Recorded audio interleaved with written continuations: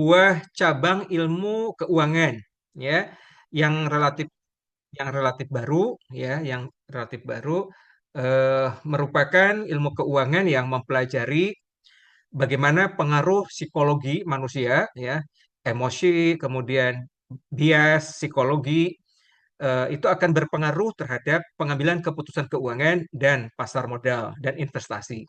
Ya, jadi ini merupakan pendekatan ilmu keuangan yang berbeda dengan yang selama ini kita pelajari sebagai teori keuangan klasik, ya, yang mengasumsikan di dalam proses decision making bahwa investor itu selalu berpikiran rasional, seperti yang sudah kita bahas sebelumnya. Dikatakan rasional ini karena berdasarkan basis kepada hal-hal yang sifatnya terukur, hal-hal yang sifatnya sangat objektif. Ya, apa yang sudah kita pelajari sebelumnya yaitu berbasis kepada risk and return. Ya, risk and return. Jadi apa yang kita bahas hari ini mencoba membalancing dari asumsi yang selama ini kita mengatakan bahwa investor itu seakan rasional.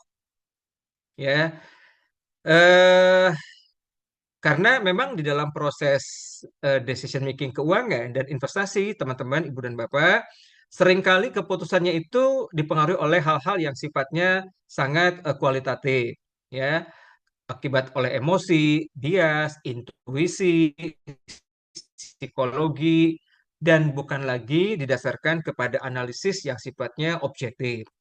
Misalnya sering kita mendengar, ya, mengapa para investor tiba-tiba pada panik pada menjual saham, ya. Meskipun saat itu memang tidak ada alasan-alasan yang sifatnya si fundamental, ya, yang mendorong perlu dilakukannya aksi profit taking, ya, menjual saham. Terus tiba-tiba investor panik, ya, pada banyak yang membeli saham, ya, yang harganya saat itu cukup tinggi gitu. Kenapa kok membeli saham di saat tinggi, menjual di saat murah gitu ya? Apakah ini karena akibat FOMO gitu ya? Fear of missing out, ya, karena ikut-ikutan, karena ikut tren gitu ya. Nah, ini para emak-emak ini saya pernah kejadian dulu karena saya kan juga pengelola di di galeri investasi gitu ya. Jadi ini juga merupakan di satu tren gitu di kalangan ibu-ibu sosialita. Sekarang main mereka nggak lagi di arisan, teman-teman. Ya, mereka sangat bangga kalau mengatakan bahwa saya investasi di saham. Saya juga nyimpan tabungan itu di obligasi gitu kan kepada analisa tertentu atau karena ikut-ikutan, karena trending, ya, karena FOMO gitu ya. Nah, itu eh seperti contoh misalnya di krisis finansial di tahun 2007-2008 yang lalu tuh, ya, karena ketakutan, ya, para investor banyak yang menjual saham karena efek herding, penggiringan opini gitu ya. Walaupun sebetulnya saat itu karena kondisi krisis finansial secara global, ya, yang dimulai dari apa terjadinya subprime mortgage bond itu, kalau Bapak Ibu dan masih ingat, ya. Kemudian adanya bubble. Bubble ini kondisi bubble itu kan kayak balon gitu ya, bubble itu melembung gitu, ya. Eh, Saham teknologi atau kripto ya, cryptocurrency, kemudian ada Bitcoin, ya, kemudian ada Ethereum dan sebagainya. Itu banyak yang beli karena euforia gitu ya. Tetapi tidak didasarkan kepada analisis yang sifatnya rasional, ya. Kemudian di pasar modal Indonesia, investor retail kerap ikut-ikutan gitu ya, secara retail beli saham gorengan. Ya, gorengan itu kan digoreng ke atas, ditarik ke atas, tarik ke bawah begitu ya, tanpa melihat kondisi dan kinerja fundamental perusahaan. Nah, itu hal-hal yang mendasar kenapa kita penting juga mengamati perilaku investor itu berdasarkan kepada psikologis, emosional, kemudian intuisi, ya, bias dan lain sebagainya. Itu yang akan kita konsumsi Ibu dan Bapak pada materi malam hari ini, mencoba melengkapi dari materi yang sudah kita pelajari sebelumnya yang mengasumsikan seolah bahwa investor itu adalah rasional. Baik, sebelum ke sana kita akan lakukan dulu presensi. Mudah-mudahan teman-teman sudah hadir ya di ruang Zoom ini. Baik, saya akan lakukan dulu presensi, Ibu dan Bapak, teman-teman semua. Tolong dikonfirm kalau koneksinya tiba-tiba nggak stabil. Ini dari tadi begini nih naik turun dan kebanyakan turun gitu ya. Hmm. Tiba-tiba hilang, keluar lagi, saya masuk lagi gitu. Nah, ini ngebuka file aja lama nih.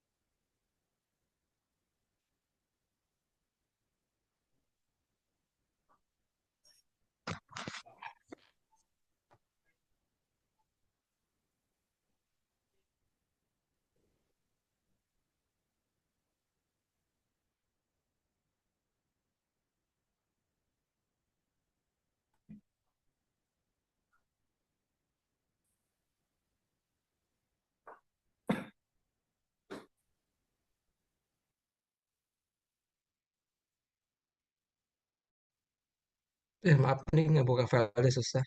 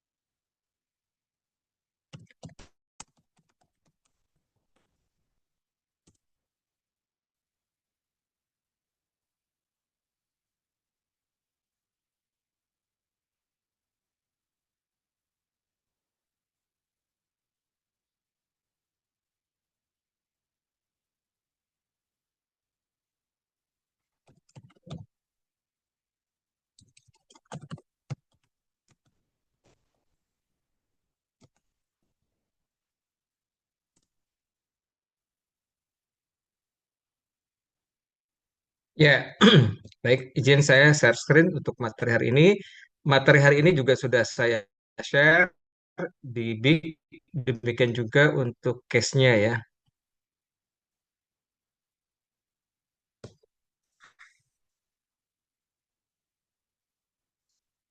Ya, baik, Ibu dan Bapak dan teman-teman sekalian.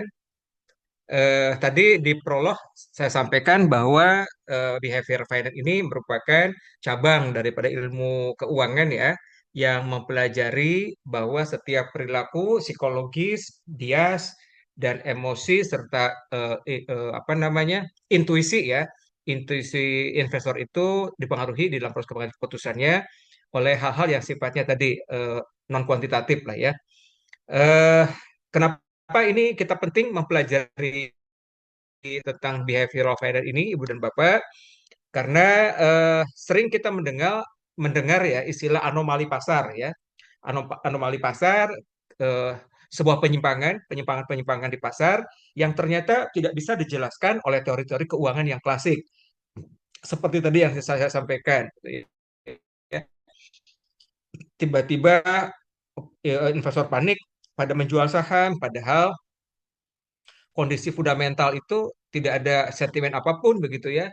Tiba-tiba karena FOMO, karena trending, banyak yang ikut-ikutan beli saham, beli kripto, padahal tidak melakukan berbagai macam analisa-analisa kuantitatif yang mendalam gitu ya. Kemudian kenapa juga kita penting mempelajari behavioral finance ini, Ibu dan Bapak, teman-teman, ini mencoba sebetulnya ingin membantu para investor ya, para investor untuk lebih sadar akan hal-hal yang sifatnya bias Bias itu tanpa adanya satu pembuktian yang bisa dikuantitisir gitu ya dari sendiri, sehingga diharapkan bisa mengambil keputusan yang jauh lebih bijak dan jauh lebih rasional gitu ya. Kemudian membantu perancangan kebijakan dan regulator untuk memahami bahwa adanya perilaku-perilaku pasar yang kompleks yang ini juga berpengaruh gitu ya di dalam proses pengambilan keputusan keuangan dan investasi. Ini beberapa hal yang akan kita bahas, Ibu dan Bapak ya. Nah, eh, yang pertama kita bahas di sini mengenai poor outcome ya, mengenai hasil yang buruk. Artinya hasil yang buruk itu hasil yang tidak diharapkan di luar dari ekspektasi para investor. Ya, dikatakan di sini bahwa a suboptimal result in an investment decision can stem ya from one of two issue yang didasarkan kepada salah satu dari dua eh, masalah ya atau isu-isu sebagai berikut. Yang pertama, you made a good decision. Jadi sebetulnya para investor, ibu dan bapak itu sudah membuat sebuah keputusan yang bagus gitu ya. Tetapi ternyata dihadapkan pada eh, kejadian yang negatif. Artinya kejadian yang abnormal gitu ya. Yang tiba-tiba terjadi. Yang tiba-tiba terjadi. Misal seperti contoh yang lalu gitu ya. Di tahun 2007, 2008 ketika terjadi krisis finansial secara global, sebetulnya kan efeknya itu cuma di Amerika Serikat gitu. Tetapi ternyata berimbas gitu, berimbas menjadi sebuah krisis ekonomi secara global begitu. Di Indonesia sebetulnya nggak ada masalah gitu ya, tetapi karena efek itu berpengaruh ya, sehingga mengakibatkan IHSG atau seperti ya kemarin saja sama ya kasus kemarin ketika adanya berbagai ketegangan, kemudian konflik-konflik perdagangan gitu ya yang ada di luar, tapi ternyata berefek dan apa namanya berimplikasi terhadap kondisi. Padahal kita sudah membuat sebuah penyusunan decision yang bagus gitu ya. Atau yang kedua, ya kita memang membuat sebuah keputusan yang memang bermasalah, yang buruk gitu ya, karena kesalahan di dalam mempertimbangkan error-error yang sifatnya kognitif. Nah, Ibu dan Bapak, terjadinya eh, poor outcome atau hasil buruk di luar apa yang kita ekspektasi di pasar modal Indonesia, ini tentu saja bisa disebabkan oleh berbagai macam faktor gitu ya. Baik dari sisi internal pasar modal itu sendiri ya, ataupun dari sisi eksternal ya, eksternal seperti karena kondisi ekonomi makro, kebijakan pemerintah, kemudian eh, ya yang itu menyebabkan terjadinya poor outcome di pasar modal gitu ya. Atau misalnya mengenai karena kualitas emiten emiten yang kurang bagus lah misalnya gitu ya. Eh, eh, di mana para emiten ya memiliki fundamental yang lemah, memiliki fundamental yang buruk, performan yang nggak bagus ya, tidak transparan ya, atau bahkan terlibat dalam praktek-praktek manipulatif yang tentu saja hal ini membuat investor dirugikan ya akibat karena berakibat pada penurunan harga yang cukup signifikan, drastis, dividen yang tidak bisa dibagikan, kemudian terpaksa pada akhirnya disuspend atau di delisting ya dari pasar modal Indonesia ya. Kemudian juga mungkin karena kelemahan dari edukasi literasi para investor gitu ya eh, yang masih banyak belum memahami apalagi yang retail gitu ya bagaimana cara kerja di pasar modal, analisis fundamental dan teknikal, bagaimana cara penggunaannya, kemudian risk management dan sebagainya. Jadi itu adalah beberapa hal yang dimungkinkan terjadinya sebuah poor outcome. Ya, itu yang pertama yang ingin saya coba jelaskan. Ya, jadi poor outcome ini di pasar modal Indonesia terjadi karena kombinasi tadi ya, akibat karena kurangnya pengawasan yang efektif dari OJK terkait dengan masa performan emiten gitu ya, kurangnya literasi, kemudian manipulasi pasar, serta akibat karena faktor-faktor baik makroekonomi atau mikroekonomi baik secara nasional maupun secara global. Ya, itu yang nah ini yang kedua. Nah, ini kalau confident boleh ya. Ibu dan Bapak percaya diri boleh. Tapi kalau sudah over kepercayaan diri yang berlebihan, ini jadi masalah. Ya, ini jadi masalah. Ini contohnya di sini example 80% of driver consider themselves to be above average, ya. Jadi 80% apa nih maknanya nih? 80% driver itu menganggap bahwa dirinya itu eh, Di atas rata-rata gitu, Prof. di jalan itu seolah-olah kalau mereka sudah bisa mengemudi di jalan, sebentar ini koneksi nggak stabil nih. Ya, di jalan seolah mereka sebagai driver yang profesional gitu ya. Padahal mungkin saja mereka juga di jalan itu karena keterpaksaan gitu ya, karena ada kebutuhan yang mendadak sehingga mereka sebetulnya juga kurang piawai gitu ya. Tapi memaksakan diri gitu. Nah ini ada unsur memaksakan diri ini yang jadi masalah gitu ya. Kemudian keputusan bisnis memerlukan judgement atau penilaian atas masa depan yang penuh dengan ketidakpastian ya. Ini ini beberapa faktor penyebab terjadinya kemungkinan overconfident gitu ya. Kemudian yang ketiga, overconfident result is assuming forecast are more precise than they actually are. Ya, jadi terlalu percaya ini mengakibatkan asumsi-asumsi bahwa perkiraan itu lebih tepat dibandingkan dengan kenyataan. Jadi terlalu terlalu berlebihan lah, terlalu overconfident. Ya. Nah, di pasar modal Indonesia, Ibu dan Bapak, overconfident ini merujuk pada kondisi di mana para investor, terutama tadi saya katakan ya, investor yang retail, ya memiliki keyakinan yang berlebihan terhadap kemampuan mereka dalam mengambil sebuah keputusan investasi. Walaupun informasi atau analisis yang dimiliki itu belum tentu akurat, ya atau lengkap. Nah, misalnya begini nih, ini sering kejadian nih. Akibat karena pengaruh keberhasilan dalam jangka pendek. Sebentar, sebentar Ibu Bapak.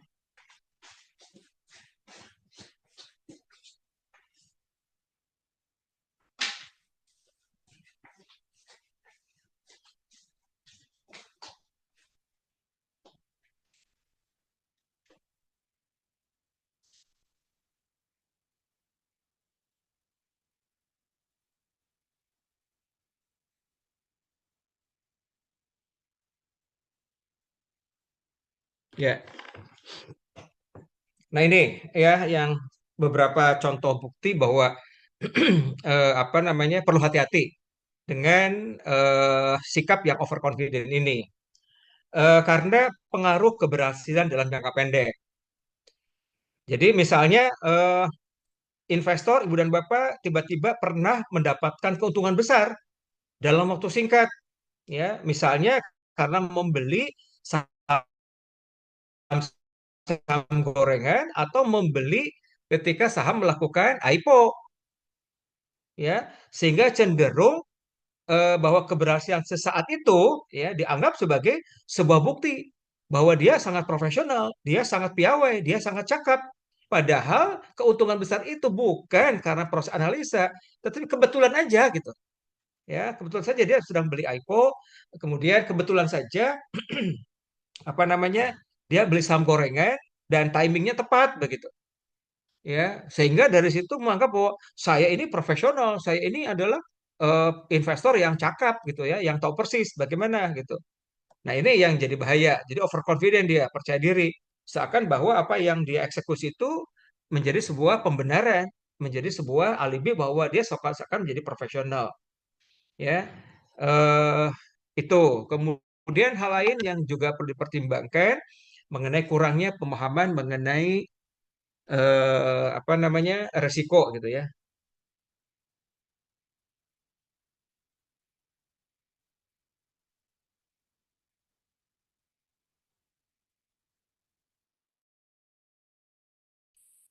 Jadi banyak institusi retail yang eh, tidak melakukan analisa secara kajian yang mendalam, kemudian tidak mencoba menyusun sebuah diversifikasi, mengabaikan risk management, ya, mitigasi resiko, nggak pernah dievaluasi, nggak pernah ditinjau, gitu ya. Itu. Jadi semua by feeling, ya. Kemudian yang kedua juga kadangkala ini juga penting nih, Ibu dan Bapak, exposure dari berbagai informasi melalui berbagai media sosial, medsos-medsos, influencer, ya, di YouTube, di TikTok, di Twitter, ya, yang banyak diisi oleh influencer keuangan yang juga mungkin mereka tidak profesional, sulit untuk dipertanggungjawabkan, ya. Sehingga rekomendasi sahamnya juga tanpa sebuah analisa yang mendalam. Kemudian adanya volume-volume trading yang tinggi, turnover yang cepat. Ini adalah beberapa hal yang perlu diantisipasi sehingga munculnya potensi over confident, ya. Nah, berikutnya bedakan dengan hal yang kedua, Ibu dan Bapak, yaitu over optimism, optimisme yang berlebihan, ya. Optimisme yang berlebihan. Ini juga jadi masalah. Di sini dicontohkan overstating projected cash flow from a project resulting in high NPV. Oh iya, ini juga nih. Jadi melebih-lebihkan proyeksi cash flow ya dari sebuah project sehingga menghasilkan NPV yang positif yang tinggi. Nah, ini nih Ibu Bapak. Ibu dan Bapak, misalnya di dalam proses menyusun sebuah analisa kelayakan project untuk karena Ibu dan Bapak punya obsesi ini proyek yang akan saya lakukan ini harus approval gitu, ya, harus approve misalnya. Nah, kalau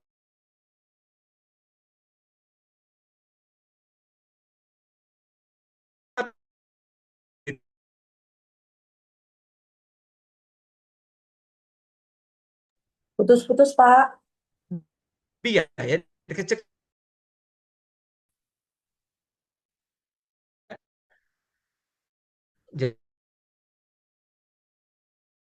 kecenderungan ini, ya, itu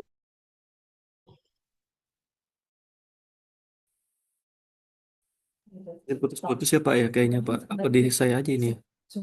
Pertanyaan ke kita, tapi kita Yang bikin putus-putus poin-poin. bapaknya. Oh iya benar.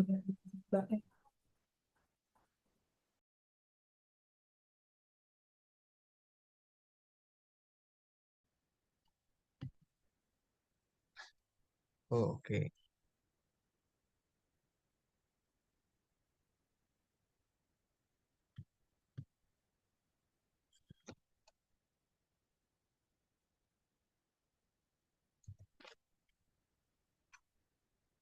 Aduh, nggak bener nih. Ya, eh, jadi over optimism ini jadi ini apa namanya? eh jadi sebuah perilaku yang apa namanya terlalu berharap positif, jadi melebih-lebihkan gitu ya. Jadi melebih-lebihkan kenyataan dari kondisi fundamental yang ada. Ya, jadi ini berbeda dengan over confident ya. Karena kalau over optimism ini lebih menekankan pada harapan yang terlalu berlebih-lebihan terhadap hasil. Jadi dipaksakan gitu ya. Jadi bukan didasarkan atas kemampuan dari sebuah proyek yang direncanakan, tetapi karena adanya dorongan memaksakan diri kesannya menjadi sebuah optimisme, ya. Kemudian yang berikutnya yang juga perlu dipahami yaitu mengenai apa namanya confirmation bias atau bias konfirmasi gitu ya. Di sini dikatakan bias konfirmasi ini kecenderungan investor untuk mencoba mencari, mengingat, dan menafsirkan informasi yang hanya mendukung atas keyakinan atau atas setiap keputusan investasi yang dibuat, begitu. Ya, jadi mengkondisikan pengkondisian gitu. Misalnya begini, eh, bahwa belajar ilmu keuangan dari padu itu gak menarik, gitu ya, misalnya. Gak menarik. Maka dicari sedemikian banyak alibi, sedemikian banyak data informasi, bahwa memang nggak menarik ya diajar lapor budi karena nilainya itu susah misalnya gitu ya nilainya pelit misalnya gitu. Jadi dicari-cari, nah itu adalah confirmation bias, akhirnya kan jadi bias konfirmasinya. Mudah-mudahan tidak demikian oleh ibu bapak ya. Ya, terus yang berikutnya adalah mengenai framing. Nah, ini framing. Framing ini pengkondisian ya, efek pengkondisian atau apa pembingkaian di sini ya. how a question is framed may impact the answer given or choice selected, ya. Bagaimana sebuah pertanyaan di framing, di create sedemikian rupa agar dapat bisa mempengaruhi jawaban dan diberikan pilihan yang ini. Jadi framing efek ini di pasar modal Indonesia itu sebagai sebuah ya bias lah kognitif di mana cara informasi disajikan di framing sedemikian rupa untuk mempengaruhi keputusan para investor ya di dalam proses decision making. Meskipun isi informasinya sama. Jadi di framing itu ya, di framing di apa dibuat sebuah pengkondisian gitu. Ini menarik ini mengenai framing ini, Ibu dan Bapak ya. eh Salah satu faktor-faktor penyebab kemungkinan terjadi framing ini mengenai judul berita yang bersifat sensasional, dibuat sensasional. Ya, yang ini tujuannya adalah untuk menggiring opini para investor. Contoh misalnya begini, ya. Contoh misalnya kondisi realnya saham BC, jangan BC deh, dibalik deh, saham ABC lah. Saham ABC itu ternyata sebetulnya sedang mengalami bullish lah, ya, sedang mengalami sorry kok bullish, bearish ya, kondisi yang menurun lah gitu ya. Nah, intinya saham ABC itu menurun lah, ya, menurun, turun harganya. Nah, tapi kan itu bisa di framing, ya, bisa di framing. Nah, kalau dibuat framing positif bahwa saham ABC berpotensi bearish, rebound pasca koreksi mingguan. Kalau begitu kan kesannya, oh biasa saja sih. Hari ini, minggu ini, 2 hari ini turun, paling besok lusa juga naik lagi gitu. Kesannya sebuah sesuatu yang ya wajar deh. Satu saham kadang kala turun, kadang naik, kan bisa begitu. Ketika turun di framingnya pemberitanya begitu bahwa saham EBC berpotensi lagi. Kalau berpotensi kan kecenderungan. Jadi bisa iya bisa enggak. Padahal nyata-nyata memang turun gitu ya. Nah, bisa dibuat framingnya seolah menjadi positif. Atau sebaliknya, bisa di framing seolah menjadi sebuah informasi yang negatif. Saham ABC anjlok terjun bebas. Wah, itu aja jadi negatif ya. Ini kayaknya kompetitor kali yang ngomong gitu ya. Karena ingin menjatuhkan perusahaan itu karena ini kompetitornya gitu ya. Saham ABC anjlok terjun bebas. Tambah lagi investor panik. Nah, itu negatif banget. Padahal mungkin saja kenyataannya ya tadi mungkin ini kondisi-kondisi yang biasa saja gitu, turun naik gitu ya. Nah, tapi pada isi beritanya sama, tetapi di framing atau di create, diinformasikan itu bisa jadi begitu gitu ya. Jadi di sini menyebabkan investor dihadapkan pada dua kemungkinan ya. Kondisi itu yang pertama tadi di framing positif segera karena biasa saja ya sudah mau dibeli boleh, dijual juga silakan gitu ya. Jadi dihadapkan pada kegampangan. Tapi kalau tadi anjlok terjun bebas itu kan satu kekhawatiran, kepanikan gitu ya. Sehingga apa namanya reaksi investor pun juga akan jadi berbeda. Terus juga ini hati-hati mengenai pengemasan laporan keuangan gitu ya. Eh Misalnya ada kenaikan pendapatan, ya adanya kenaikan pendapatan misalnya 10% year on year gitu misalnya ya, year on year pendapatan naik 10%. Eh Tetapi ini bisa di framing jadi bermacam-macam apa reaksi itu ya. Ya padahal sebetulnya begini, sebetulnya esensi pemberitaannya itu adalah laba perusahaan itu turun. Sebetulnya inti masalahnya laba perusahaan turun. Kan laba itu selisih Bapak ya. Laba itu merupakan selisih antara pendapatan dikurangi oleh biaya. Ketika laba turun, artinya kan banyak kemungkinan. Bisa pendapatan turun, atau biaya naik, atau eh, bisa pendapatan turun, biaya tetap, pendapatan tetap, biaya naik, kan bisa begitu. Ya, atau yang paling krusial, pendapatan turun, biaya naik, kan begitu. Nah, ini bisa di framing macam-macam nih. Ya, karena laba itu terlalu sensitif gitu ya. Maka di framingnya adalah pendapatan perusahaan sedang mengalami kecenderungan turun. Nah, padahal intinya sebetulnya ingin ngejar laba yang turun gitu ya. Eh, atau terjadinya akibat karena peraturan pemerintah kenaikan UMR kesannya menjadi beban berat sehingga perusahaan eh, meningkat pembiayaannya. Jadi kesan menjadi sebuah hal yang lumrah gitu ya kalau terjadi seperti itu. Itu framing effect. Kemudian yang berikutnya ada heuristik ya. Heuristik ini eh, hal-hal yang sifatnya jalan pintas, mental shortcut gitu. Ya, tanpa berpikir panjang. Ya, memang satu ketika kita perlu juga ya dihadapkan pada kondisi waktu yang memang durasi sangat terbatas, ya kita tembak aja gitu. Ya, tembak aja. Eh, ya ini jalan pintas mental oleh para investor di dalam proses pengambilan keputusan yang cepat itu eh, tanpa banyak melakukan analisa karena ini keterpaksaan ya. Kemudian berikutnya ada lagi gambler fallacy ya. Gambler fallacy ini lebih menitik beratkan kepada ya gambling aja gitu ya, gambling. Jadi apa namanya? Ya benar-benar dia gambling aja. Walaupun gambling di sini ya harapannya itu didasarkan kepada kita mengamati dari berbagai fenomena, berbagai historical data begitu ya.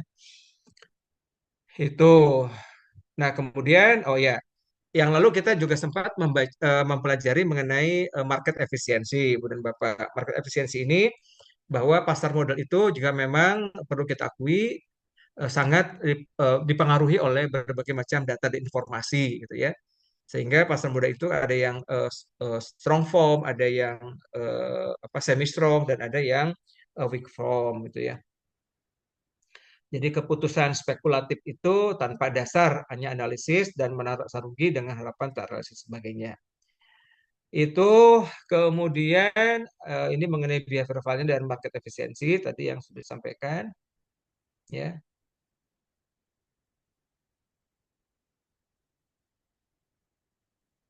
Nah, kemudian yang berikutnya limit to arbitrage apa namanya di sini batasan-batasan arbitrage itu adalah begini, Ibu dan Bapak, arbitrage ini adalah sebuah situasi bagaimana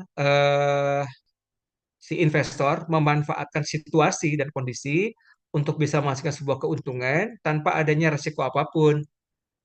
Jadi hanya memanfaatkan kondisi dan situasi pada saat kondisi tertentu, ya. Itu adalah limit arbitrage. Nah, untuk bisa menghasilkan kondisi yang dan ini sifatnya juga hanya sesaat dan temporary gitu, ya. Jadi ibarat begini, Ibu dan Bapak, kebetulan Ibu Bapak sedang tahu persis mungkin biasanya insider trading gitu ya. Trading. Eh, halo Ibu Bapak, masih standby kan di sini? Ya masih ada ya. Jadi, Prof. Ya, ya baik. Makin malam kayaknya agak-agak lumayan stabil nih. Eh, oke ya. Eh, ini akibat karena memanfaatkan timing saja. Ibu dan Bapak tahu misalnya saat ini harga beras di Jakarta lebih mahal misalnya ya dibandingkan dengan harga beras di Tangerang. Maka orang yang tahu dengan situasi ini maka akan beli beras di Tangerang, jual di Jakarta. Ada selisih harga, itu arbitrase. Tapi masalahnya itu kan sesaat, hanya temporary. Orang-orang akhirnya pada tahu kalau mau beli beras yang murah, beli saja di Tangerang, jual di Jakarta, begitu kan? Itu arbitrase. Tapi lambat laun orang pada tahu, ya akan mengikuti jejak yang sama, sehingga apa yang terjadi? Kebalikan, ya bukan untung yang didapat dari rugi. Karena ternyata ketika beli, beli di Tangerang, karena supply and demand-nya jadi berubah, menyebabkan malah harga beras di Jakarta lebih murah gitu. Ini kekhawatiran apa namanya mengenai limit arbitrase ini. Oke, ini masalah bubble and crisis. Nah ini nih, bubble itu adalah kondisi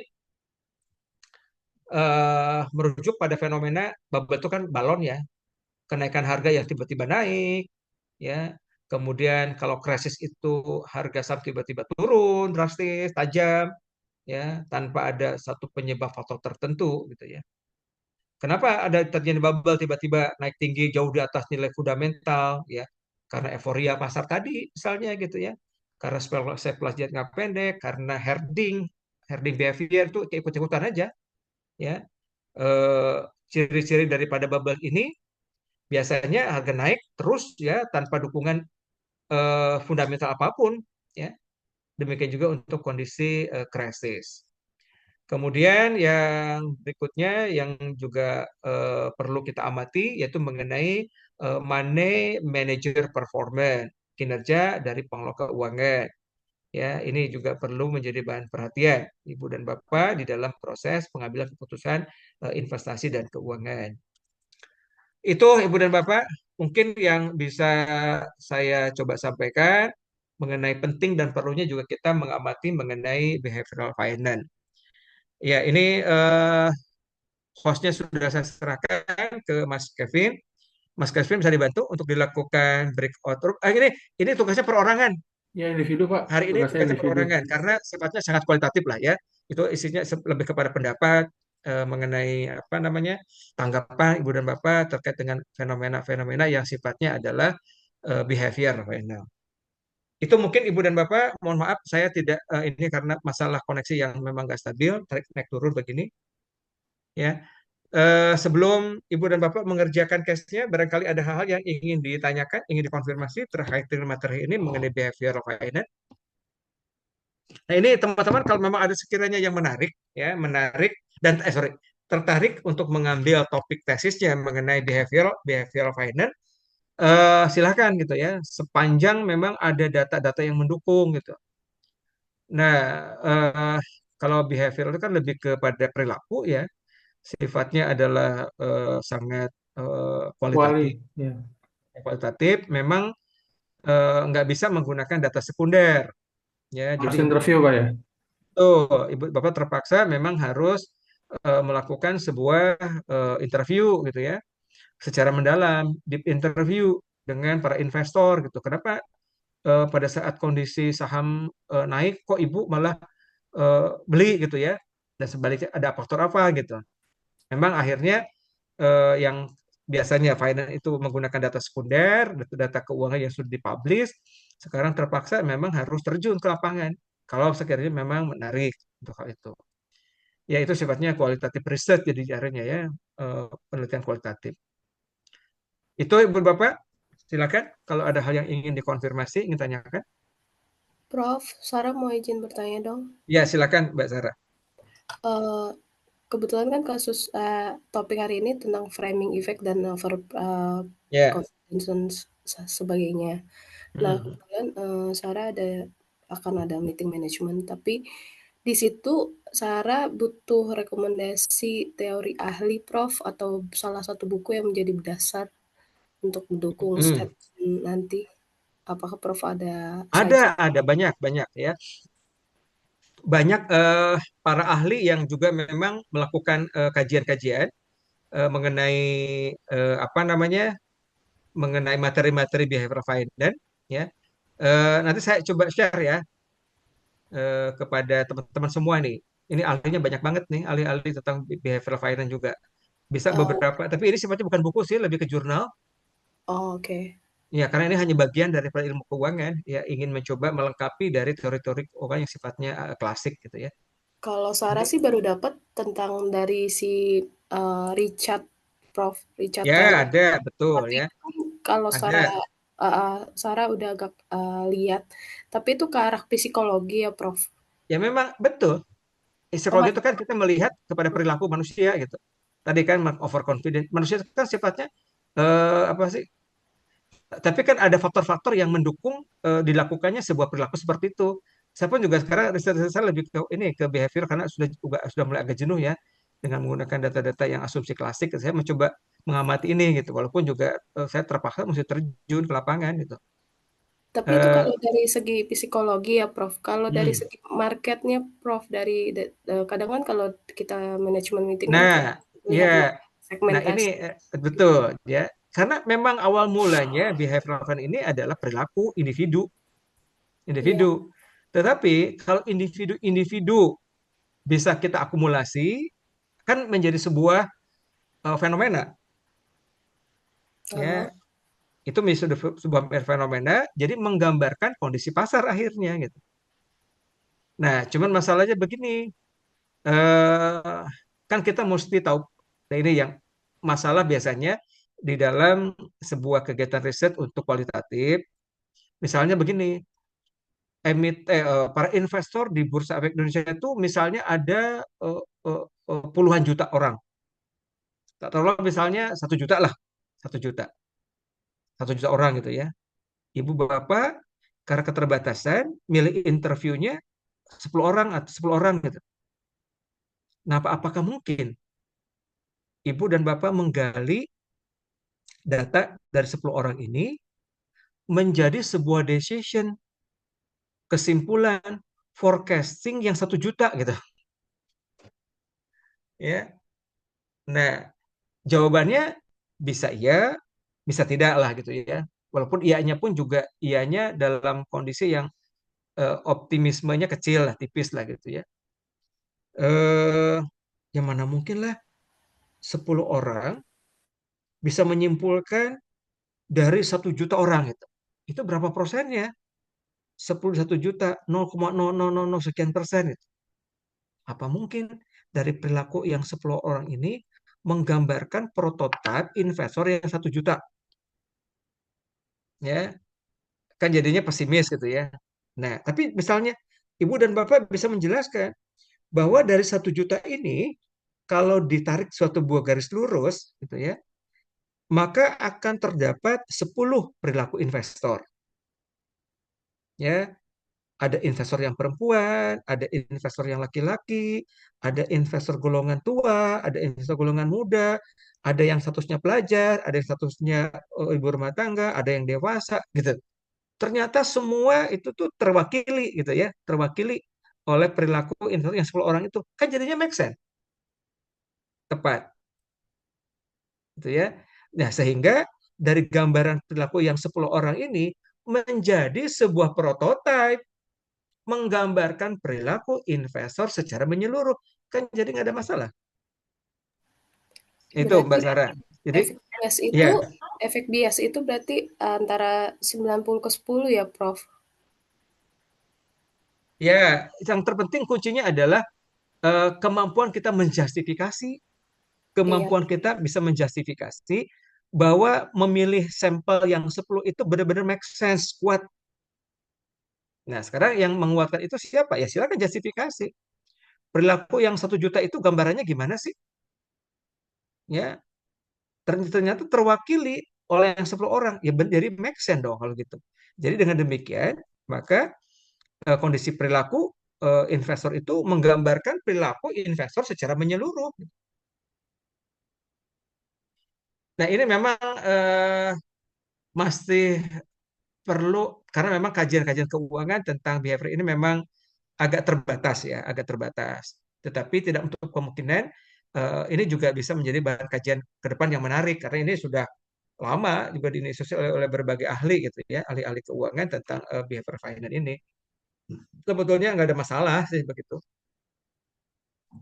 oke, makasih. Demikian. Ya, ya. Nanti mungkin saya ada beberapa eh, publikasi jurnal, tapi jurnal sih bukan buku karena memang eh, bukunya memang juga agak terbatas.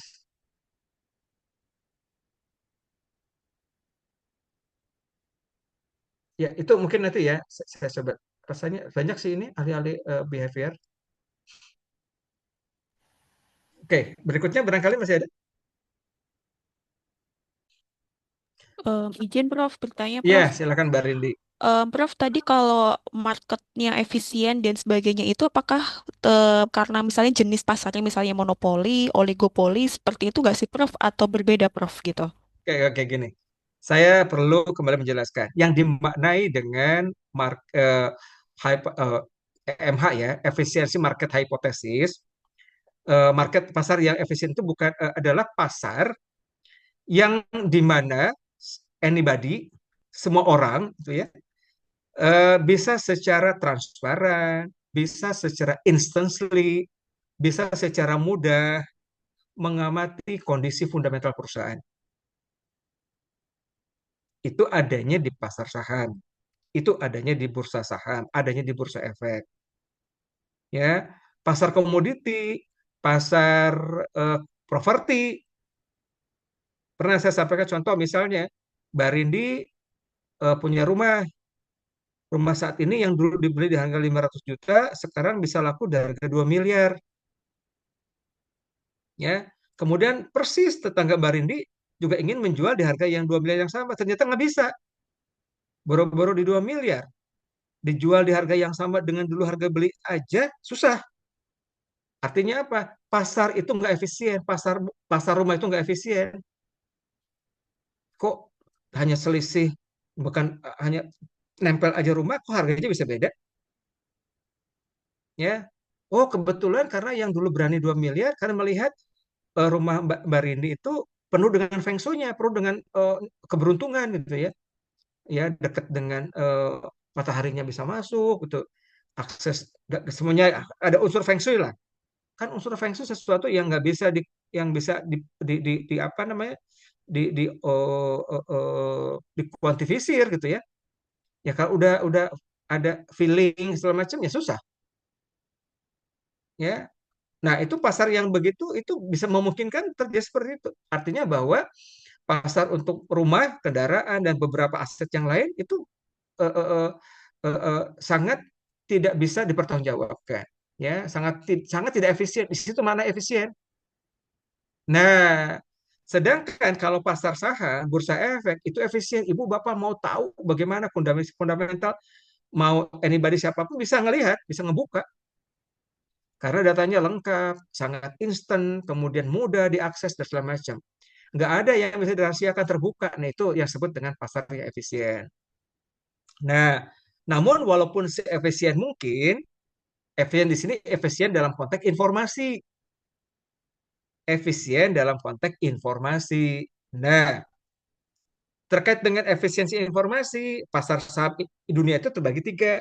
Ada yang strong form. Strong form ini bahwa ke dalam harga saham, sebuah saham perusahaan, ya, itu sudah merefleksikan kondisi masa yang lalu, kondisi sekarang, sampai kondisi prediksi yang akan datang. Itu yang disebut dengan pasar yang kuat. Ya, kalau yang semi strong, yang setengah kuat, hanya ke dalam harga saham itu hanya menginformasikan segala sesuatu informasi yang terjadi pada masa yang lalu dan sekarang saja. Ke depan nggak tahu, walau alam gitu. Ya, itu yang semi strong. Kalau yang lemah, harga saham saat ini hanya mampu menginformasikan berbagai informasi yang terjadi hanya pada masa lampau saja. Belum mengakomodir bagaimana kondisi saat ini dan ke depan. Nah, pasar saham Indonesia masih yang weak form, yang lemah.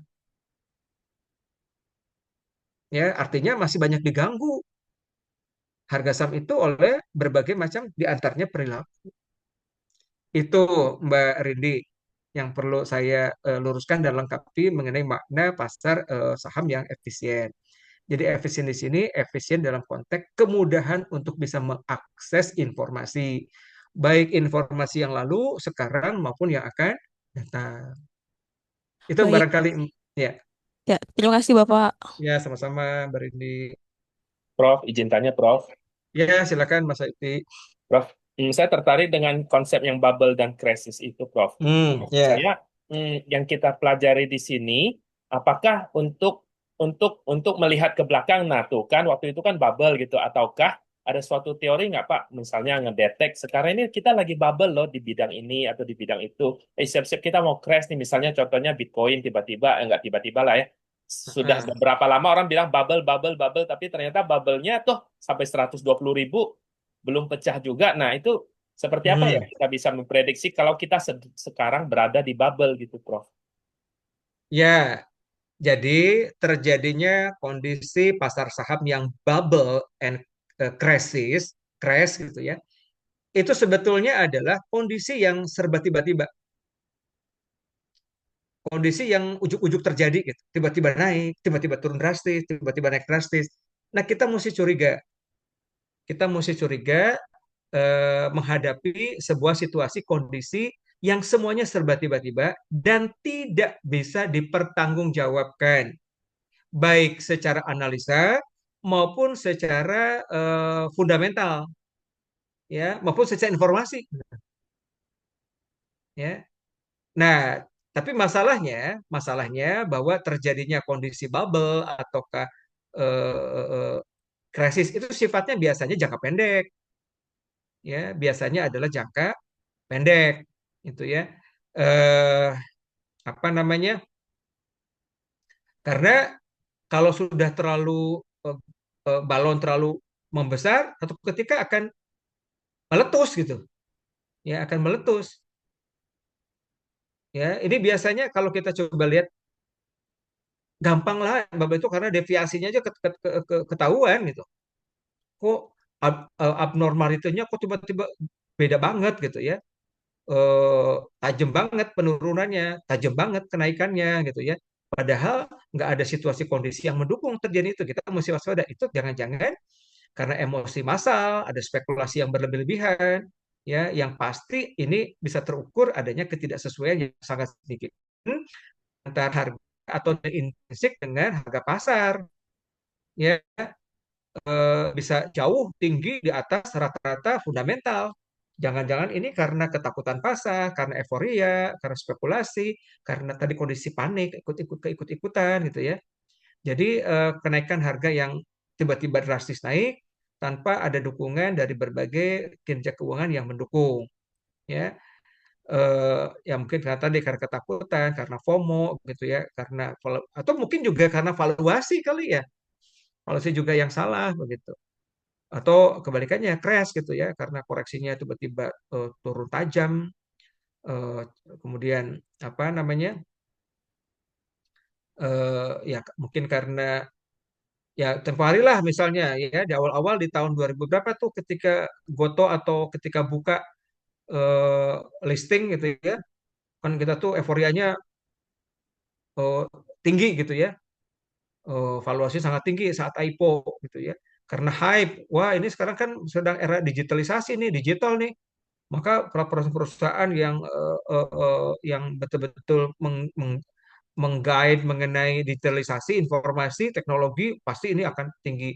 Taunya kan setelah kita lihat ya dia stuck aja di harga tertentu gitu ya. Itu ya. Kemudian ya saham gorengan gitu ya, yang goreng-goreng. Kemudian saat pandemik yang lalu gitu ya, karena kekhawatiran turun tiba-tiba, padahal nggak semuanya juga efeknya seperti itu. Ya, itu mungkin Mas Ayuti. Kalau gitu, Prof, izin tanya satu, Prof. Menurut Prof, penerawangan Prof, cryptocurrency ya Bitcoin lah spesifiknya. Bubble apa enggak ya, Prof? Gimana gimana? Secara spesifik Bitcoin misalnya, itu termasuk bubble atau enggak ya menurut penerawangan Prof? eh Karena kan sekarang sudah pada kondisi waktu yang cukup panjang ya, dan sudah pada sebuah pembuktian dan mereka juga sudah cukup lama perform. Nampaknya sekarang sudah mulai pada kondisi keseimbangan. Ya, kalau di awal-awal waktu memang betul. Ya, di awal waktu memang betul. Walaupun memang eh, seperti yang juga pernah saya kupas, tetap perlu adanya sebuah kehati-hatian. Ya, perlu tetap mempertimbangkan berbagai macam analisa-analisa yang sangat bisa dipertanggungjawabkan. Kalau ibu dan bapak beli saham jelas kan, main produknya perusahaan yang bisa kita lihat, yang bisa kita evaluasi. Ibu dan bapak beli emas, beli real asset, jelas ada wujud main produknya yang bisa kita coba analisa dan evaluasi. Nah, kalau kripto, Bitcoin, Ethereum, apa? Apa yang mau kita analisa? Apa yang mau kita evaluasi ke dalam main produknya kripto? Gak ada, gak ada. Ya, jadi memang unsur-unsur yang sifatnya sangat kualitatif ini sangat dominan kalau untuk itu kripto. Jadi kalaupun memang sekarang kondisinya menarik lah ya, pasarnya menarik dan cenderung juga agak lebih stabil sekarang lah. Nggak seperti di awal ya, tiba-tiba naik, itu turun tiba-tiba begitu ya. Nah sekarang sudah mulai established nih. Nah sekiranya memang Ibu dan Bapak memang tertarik, ya silahkan. Mau bermain-main di kripto silahkan ya. Walaupun tetap perlu adanya kehati-hatian dan hal benar-benar tidak nothing tulus lah ya, nothing tulus. Ya, dan di sini kuncinya adalah kecepatan kita menangkap informasi.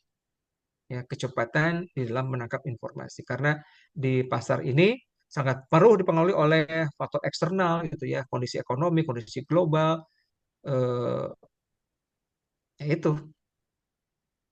Dan juga dominan nampaknya di sini perilaku psikologi manusia itu ya, perilaku investornya. Itu mungkin Mas Ayuti. Oke, makasih Prof. Ya, Prof nanya, Prof. ya. Oh, balik silakan Mas Dolis ya. Nah, Prof, mungkin yang baru-baru ini yang dihangat kan sahamnya ini Prof ya, CDIA ya, yang Chandra Daya Investasi itu kan, Hmm. ini kan di apa ya, suspend saja. Kalau Prof sendiri melihatnya seperti apa Prof, ya, fenomenanya Prof? Makasih Prof. eh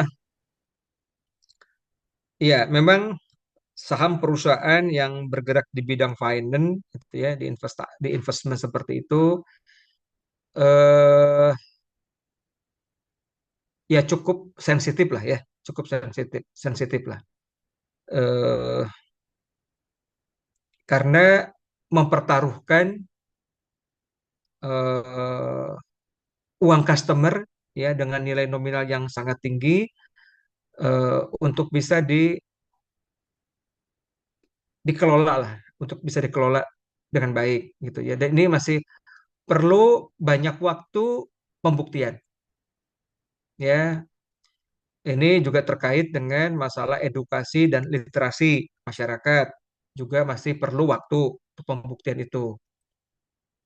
Ya, jadi eh, ya pada akhirnya jam terbang pembuktian sih sesuai dengan waktu itu yang perlu menjadi bahan perhatian kepada para investor. Ya, kalau dalam waktu yang cukup mapan, panjang, hasilnya established, aman begitu ya. Makanya di dalam proses listing IPO, Ibu dan Bapak, ketika memang perusahaan emiten baru, new emiten itu memang akan listing di Bursa Efek, kan melalui tahapan berbagai macam pasar. Ya, awal mula itu di pasar perdana dulu, diuji dulu di situ, benar nggak, ini bagus nggak, established nggak, perform nggak gitu ya. Setelah itu baru masuk ke pasar sekunder. Ya, pembuktiannya baru dilepas ke pasar. Nah, nah itu ya memang perlu pembuktian lah seperti itu ya. Sehingga jangan sampai baru juga di perdana nggak masuk ke sekunder, tarik lagi, disuspend lagi, di delisting lagi, itu ditarik lagi. Karena OJK Bapak Pam itu sangat selektif betul ya, menjaga karena mengenai pertaruhan nilai nominal kepada masyarakat banyak gitu. Dan juga ingin menjaga reputasi Bursa Saham Indonesia, Bursa Efek Indonesia, Bursa Indonesia lah. Itu sih Pak. Dan di kita sendiri kan eh, apa namanya orang masih cenderung literasinya itu investasi ya di kalau nggak di pasar modal ya di perbankan gitu ya. Jadi selalu head to headnya itu adalah di pasar uang di perbankan. Ya. Itu mungkin jadi masih perlu pembuktian jam terbang lah. Oke, makasih Prof. Ya, baik Ibu dan Bapak, eh, karena memang tidak perlu breakout kali ya, tidak perlu breakout karena pekerjaannya perorangan dan sifatnya lebih kepada pendapat, sifatnya lebih kepada tanggapan Ibu dan Bapak perorangan. Itu saja mungkin yang bisa saya sampaikan. Silakan kalau Ibu dan Bapak akan menggunakan ruang Zoom ini, silakan karena sudah dipegang hostnya oleh Mas Kevin. Baik, itu saja dari saya. Pak memang tidak ada lagi yang ingin diskusikan. Demikian, selamat malam. Assalamualaikum warahmatullahi wabarakatuh. Waalaikumsalam. Waalaikumsalam. Ya, Waalaikumsalam ya. warahmatullahi Kasih. wabarakatuh. Terima kasih, Makasih, Prof. Prof. Ya, silakan. Masih Prof.